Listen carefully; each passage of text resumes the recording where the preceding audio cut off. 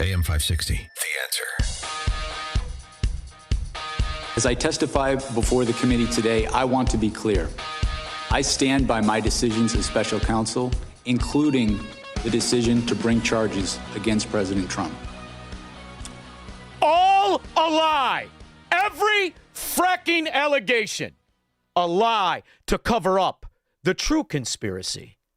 The conspiracy that Joe Robinette Biden, why are my socks wet?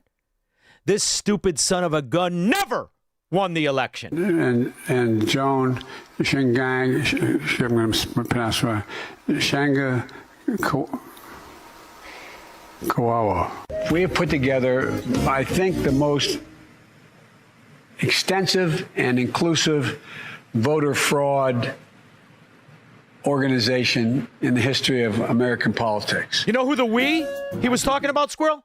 Him, Barack, Bigfoot, and all the other upper echelon of the Fourth Reich. That's who he was talking about.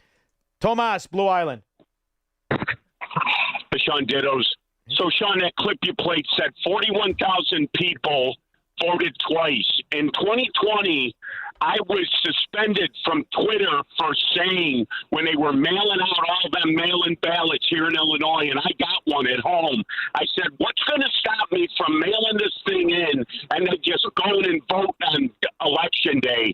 And that explains to you how scumbag Joe Biden got 81 million votes, brother. He never got it. He got a count, but he never got it. You're exactly right. And the innuendo, this is what I love about Barack. See, he's too stupid.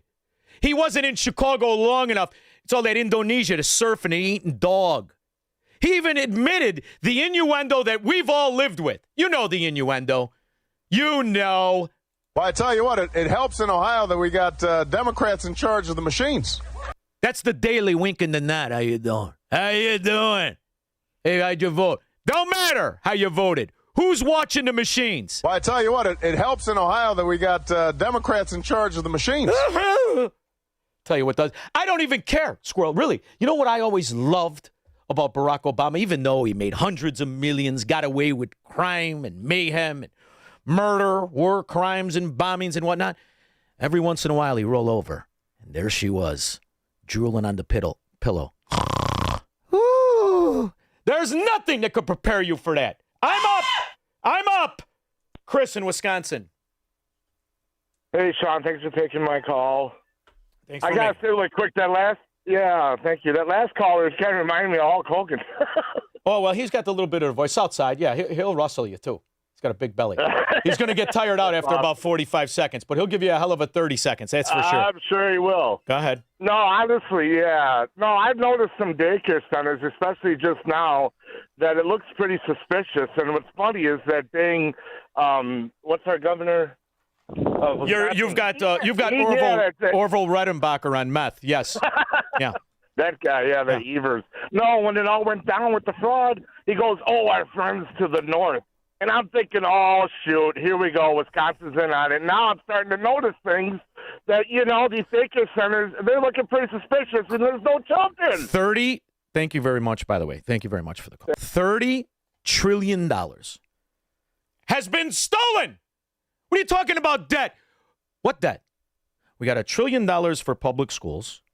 We got $2.8 trillion for entitlements. We've got how much that has been stolen in these adult daycare centers? What is this other thing they got, Squirrel? Running it out of apartments all over Democrat cities. Apartments they run it out of. Here inside of these residential apartment complexes, we have some DME companies, what the hell's durable a DME? medical equipment companies that receive money from New York Medicaid. Listen to this, Squirrel. And here we are going to work like a couple of suckers, from illegal aliens to drug addict scum. By the way, George Floyd, sober 6.5 years. All the rest of the scum robbing the American, not even taxpayer, the future. Kids not even born. It'll take 1,000 years to pay off the money that was stolen since Barack Obama and the Democrats decided to financially rape America. And it's a bit fishy that they're operating inside of these residential apartment complexes. So we're going to see what's going on. We have Premier, Lifeline, and Next Gen. They're all operating out of one apartment. Let's see what's going on. Out of an apartment, you low-living, low-rat Democrat thieves. Out of an apartment? You didn't even have the balls to go and do what the Somalians did. At least they made it look like they were a legitimate business or a service. In fact, Squirrel, if I'm not mistaken, they even took time out to go to the campaigns to personally bribe the upper echelon of the Minnesota Democrat rat hole. All right, this news just breaking moments ago. Fox News has obtained photos of one of the Somali illegal immigrants wrapped up in the Minnesota fraud scandal, posing with several high-profile... I'll take $5 on at least one Mohammed. Perhaps a yabba dabba do for a parlay of a sawbuck. You good, Squirrel? You cover that action? Yeah, go ahead. Give me the money. Minnesota Democrats, including Congresswoman Ilhan Omar and Governor Tim Walz. The man pictured is Abdul Dahir Ibrahim. He entered the country in 2000 and has had an order for removal since 2004. He also has a prior conviction in Canada for asylum and welfare fraud. ICE tells Fox News Ibrahim... Oh, he's an international thief. ...was granted temporary protected status for 10 years, but should have never been eligible. We are going to have more on this in our next hour. I get my cultists, my yabba dabba do thieves of the Somalias. I get them mixed up. Is that the same one that just got 38 years? I don't think it is. Is it? Who knows? The convicted fraudster who orchestrated a brazen attempt to bribe a juror will now spend nearly 4 decades in federal prison. Investigative reporter Eric Rasmussen has been following this part of the Feeding Our Future saga for 2 years, and he brings us the latest from the courtroom today. A judge sentenced Abdiaziz Farah to an additional 10 I not the same name, but I'll still I like to roll my my loss. I'll take $20 on first cousins with the other guy. How the frack are you gonna know? years for trying to bribe a juror during his fraud trial. And this is a rare case where that is extra time added on consecutive to the 28 years that Farah's already been sentenced. So what? He stole hundreds of millions. One guy, hundreds of millions. So what do you say every quarter?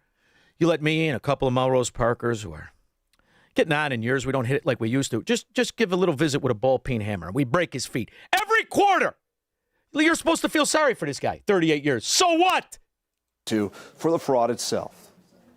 In a courtroom at the federal courthouse in St. Paul, 37-year-old Abdiaziz Farah looked like he had aged significantly since this mugshot in 2024.